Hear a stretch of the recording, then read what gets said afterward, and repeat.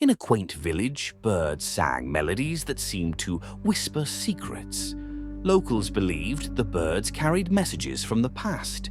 One day, a curious child named Sam recorded the birdsong, playing it backward.